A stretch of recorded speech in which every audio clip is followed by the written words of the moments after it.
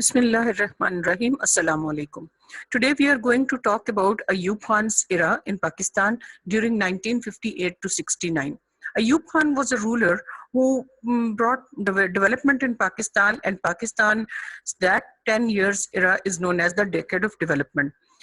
First thing was Ayub Khan's good luck that in those days Pakistan signed an agreement with India, and which is known as Indus Water Treaty. And in the result of that agreement, Pakistan got its canal irrigation system. In result, ultimately, many canals were constructed which supplied for water to far off areas for irrigation purposes, and agricultural development was seen in the country. On the basis of this agricultural development, later on, agro-based industries were established, and those industries were helpful to increase Pakistan's GDP, as well as exports of Pakistan also increased. There were some problems also with Ayub Khan. We are going to see all these detailed things in the rest coming slides. So please subscribe to the channel and let's move ahead. Share it with your friends. Let's move ahead with the rest of the slides that we may be able to see what happened during Ayub Khan's era. So these are some interesting pictures related to Ayub Khan's era. Like this is Bhutto and Ayub Khan discussing about some international relations. Then this is the time when Ayub Khan was having a visit for the establishment of different industries in different areas. He also established PIDC, Pakistan Industrial Development Corporation, which later on established 165 industries. So now let's see what details are there related to Ayub Khan's era. So why he came in power, this is generally asked, why, as he was an army general, why he came in power. It is mostly asked about that. How did people accept him, and what was the situation which brought him in the government? Previously, Ayub Khan was beforehand offered to come in the government, but he was not interested to come in the government as an army general. So afterwards, when he looked at different eras of Malikullah Muhammad, Iskandar Mirza, and he came to know that in all these eras, public was dissatisfied, and Gulf between East and West Pakistan was increasing, and there were constant economic problems in the country. So he decided to come in the power to work for the development of the country. And there were constant change in the prime ministers during 1956 to 58. During the Iskandar Mirza's era, almost 4 prime ministers were changed. Even more were called to give suggestions to Iskandar Mirza, but he still was not interested to take anyone, to share his authority with anyone. So in this manner, he was constantly changing the prime ministers. And public was not satisfied because they thought that government was only one man's show. Situation was becoming even more complex when East Pakistani politicians were out of the government most of the times, and they were interested to get such a share in the government which could satisfy their public and which could be helpful to increase their power in the government. Then later on, when Iskandar Mirza saw that all those things were out of his hands, and he was constantly changing in the beginning prime ministers, but later on he came to know that even if he keeps changing the prime ministers, there was no use of all of that, because still public had turned so much against him, and political leadership had in both Bengal and rest of West Pakistan had turned so much against him that he could not continue ruling the country. So he decided to hand over the government to Ayub Khan, who was his friend, and he left the government.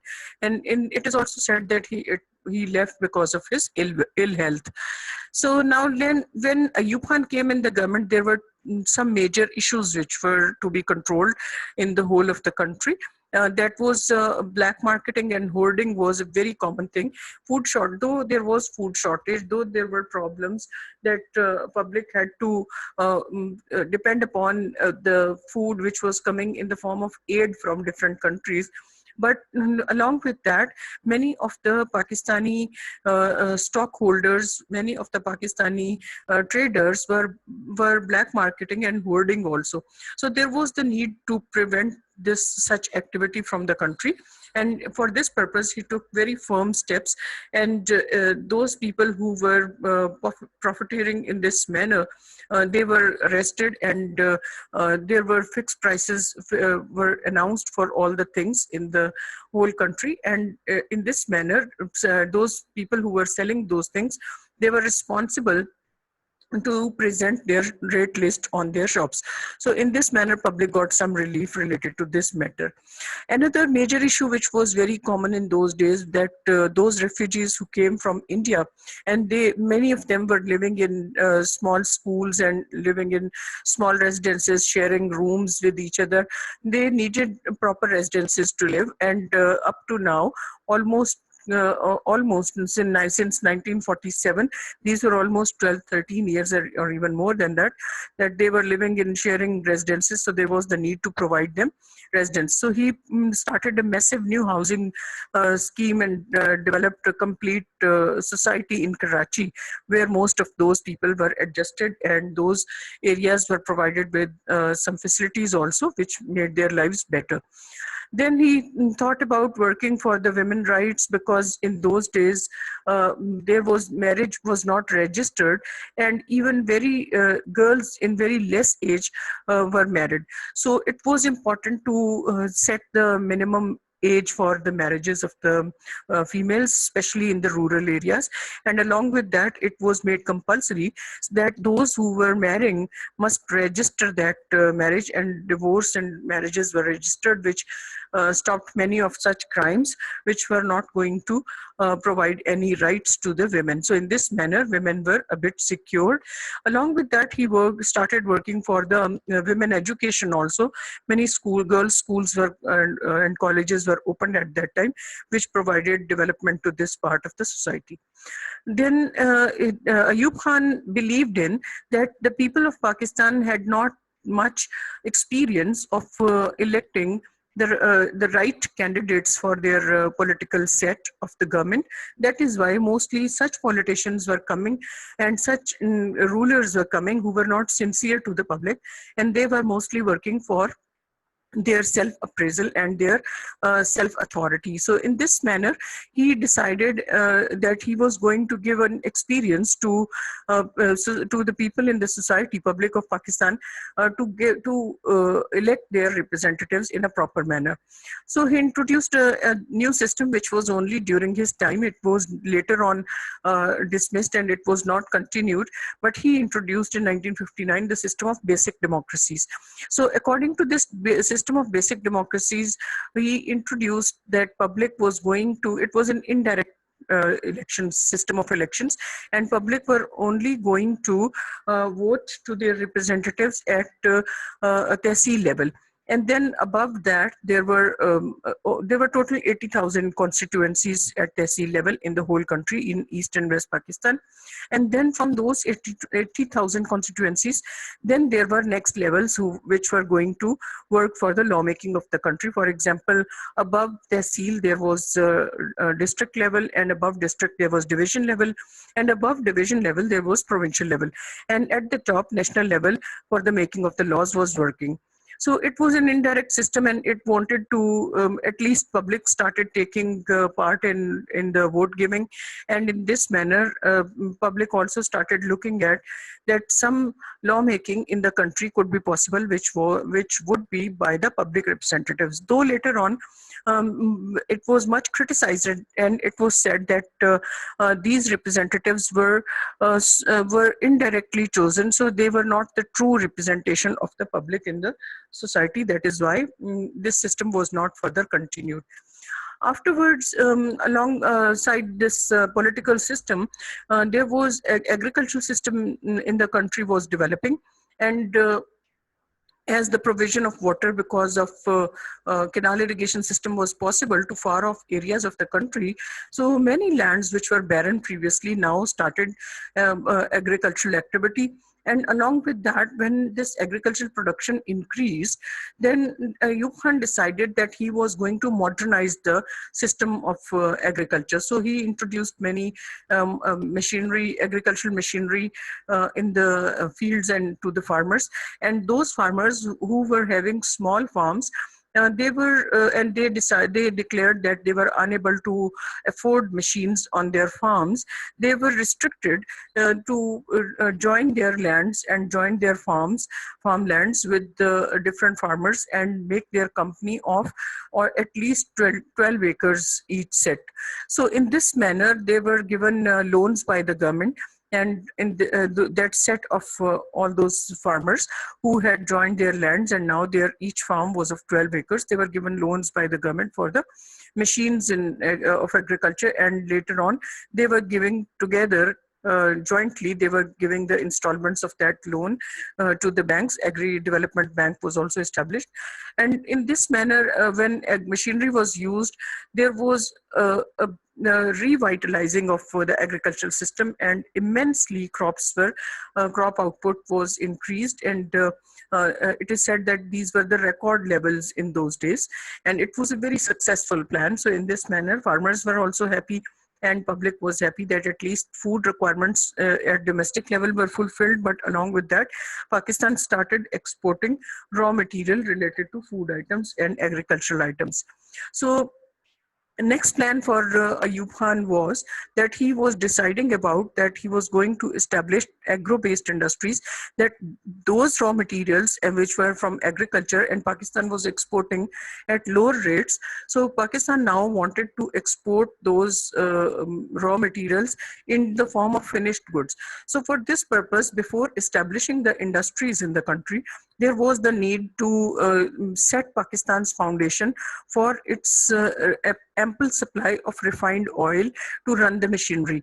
So for this purpose, in 1962, he established an oil refinery in Karachi, and it was Mineral Development under Mineral Development Corporation.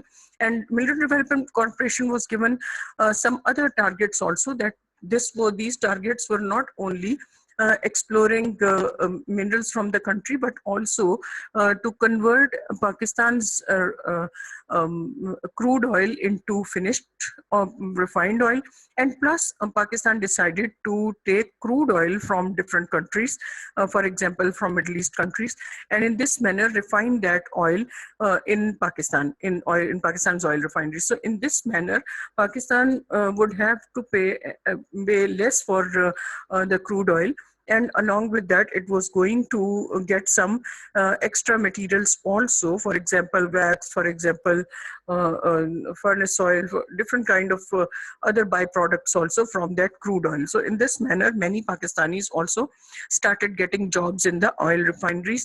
Byproducts were coming and crude oil was coming on low rates from the other countries. So multiple benefits were there of establishing the oil refinery. Now, when Pakistan started supplying enough oil, then the next step was to develop industries in Pakistan.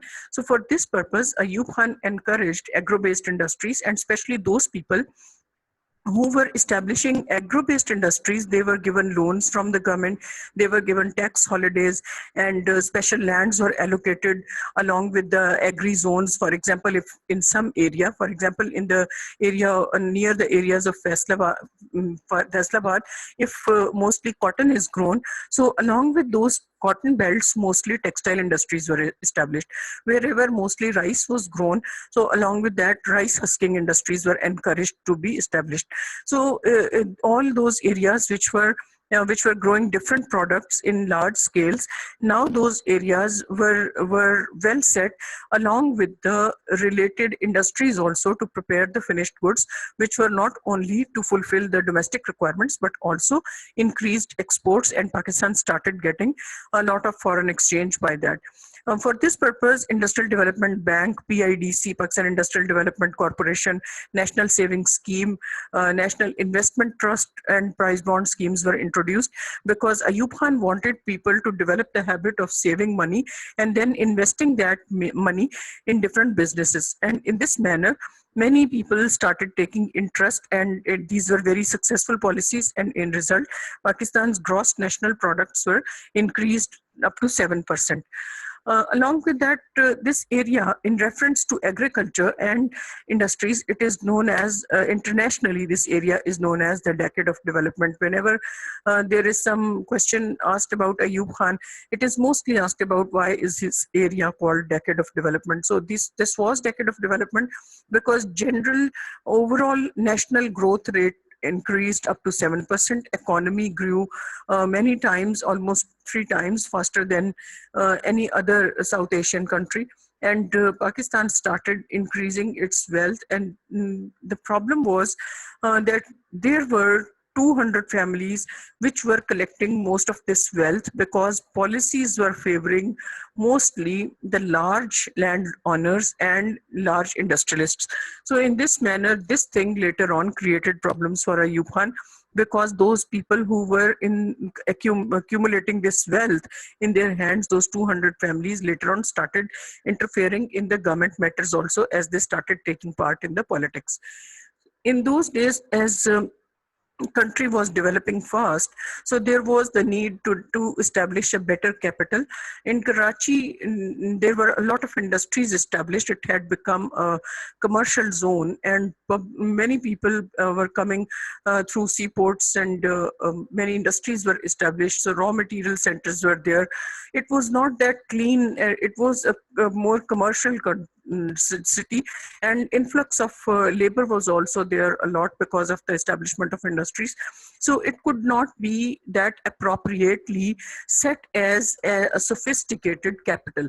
So that is why Ayub Khan decided to establish capital near GHQ, near Rawalpindi. GHQ was in Rawalpindi, so it established GHQ, and it was he decided that it will be a more sophisticated country, and in the capital, and in this manner, it could be presented as the drawing room of the country. So later on, though this was not liked by East Pakistanis, but Ayub Khan did this and spent a lot of money. So it was a beautiful, well-planned city, which was established in among the beautiful small hilly areas and next to the GHQ. So this was the situation at that time. Now, some problems were faced by Ayub Khan, that his own, when gap between poor and rich increased because of the accumulation of wealth in the hands of 200 families.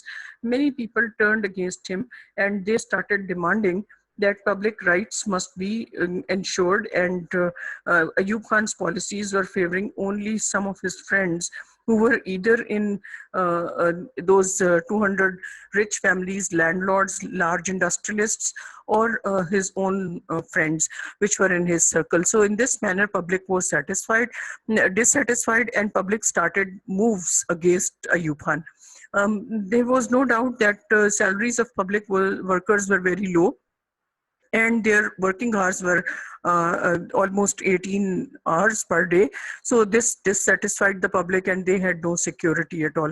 Along in the meanwhile, after 1965 war, Pakistan had conquered many areas of Indian Punjab, and Ayub Khan decided that he was going to return those areas to India, and he returned those in an agreement which is known as Tashkent Agreement, without taking any benefits for Pakistan.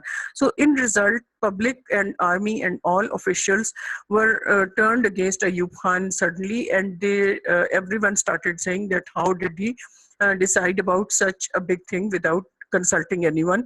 Zeti Bhutto was his foreign minister. He also turned against him. He resigned from his post, and he established a new party which is known as Pakistan People's Party. And even today, this party is an active party in the politics of Pakistan. And its slogan was to provide the basic rights to the public. Those were the rights of roti, kapda, and makan. So in this manner, if we evaluate Ayub Khan's era, it was a successful era and development was seen. But the problem is that the gap between poor and rich increased in the society, and Tashkent Agreement, signing of Tashkent Agreement was adding fuel to fire. Public was already enraged, and then when this agreement was signed, it was considered as an excuse for the end of Ayub Khan's rule. So this was his era. Ayub Khan, looking at all this pressure, could not continue, could not withstand with this situation, and he handed over the government to General Yahya Khan. Khan. This is the end of the discussion. I hope you learned a bit about us, and I hope next some videos will be coming with more political discussions about Ayub Khan, Zulfikar Ali Bhutto, and Zia-ul-Haq's eras. And subscribe the channel, share it with your friends. I hope you enjoyed it. Thank you so very much. Allah Hafiz.